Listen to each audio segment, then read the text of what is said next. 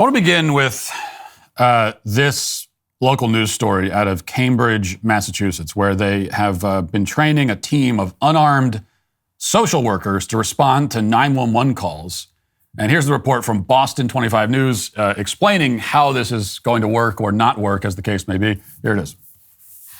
We're definitely a pioneer in this approach. A tentative plan to send a team of unarmed social workers to some emergency 911 calls in Cambridge could officially be rolled out as soon as next month, says Liz Speakman, director of the city's new Community Assistance Response and Engagement. Having an unarmed civilian with experience in mental health going to mental health calls is really the right response. Speakman tells us that the 5 members of the care team have extensive backgrounds as social workers and first responders. Unlike some other alternative response programs recently deployed in other cities across the country, the care team will not be accompanied by police when they are sent to nonviolent mental health related calls. If anything goes wrong, if there's any safety concerns, they can radio for assistance immediately and get backup right away. It's an opportunity for us to help fix a system that's been broken for a really long time. Care team member Marie Matthew is eager to start responding to emergencies that are presently handled by police with guns. I think this program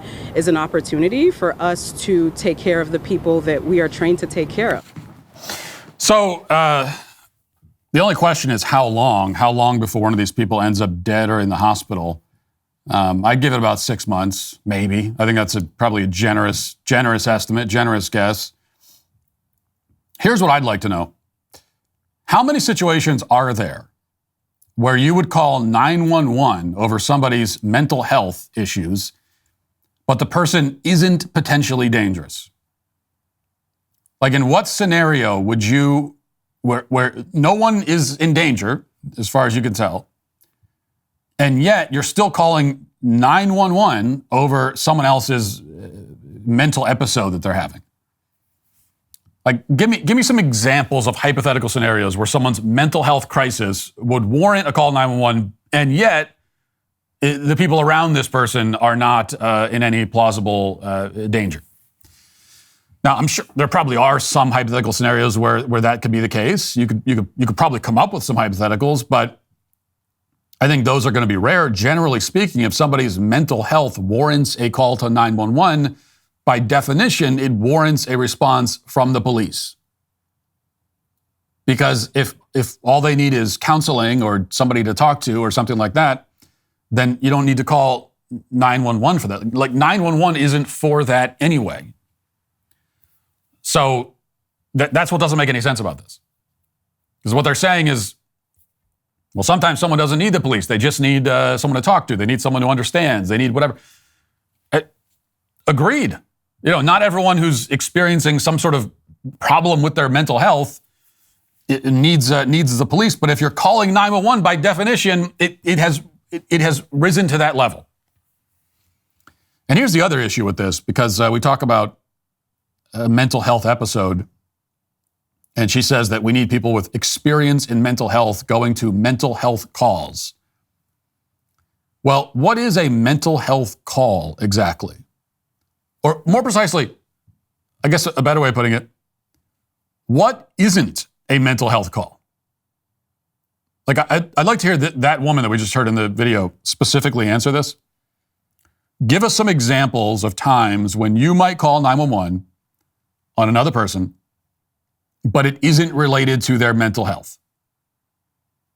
Now, I could give examples, but the point is that she probably can't, as the woman who's like spearheading this whole thing.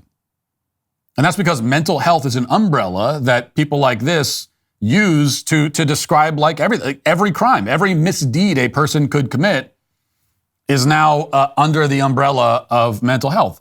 So, you know, robbery is mental health, stealing is mental, murder is mental health, rape is mental health. According to the way these people look at the world, anyone who does any of those things is like primarily it's because of their poor mental health. So then how does that work? Like, every bad thing a person does, it's because of their mental health. And so are you going to send the social workers out for everything? Now, I don't think it means that right now. Like they don't plan right now to send social workers to respond to they're as much as we joke about it, I assume they're not going to send the social workers out to respond to a carjacking or a murder or something like that. They don't plan on that yet. But that's where this sort of thing is headed. Because that's the category that mental health is in, or mental health isn't even like mental health is a category. It's that includes everything. It's the ultimate catch-all. It's the ultimate explanation for every bad thing that happens in the world.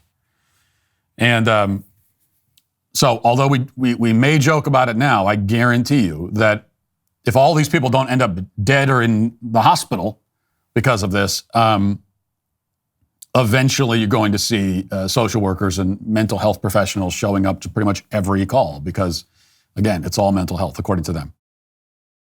If you'd like to see what else I have to say, you can access my full show by going to dailywire.com or by going to the Matt Walsh Show Twitter page. Hope to see you there. Godspeed.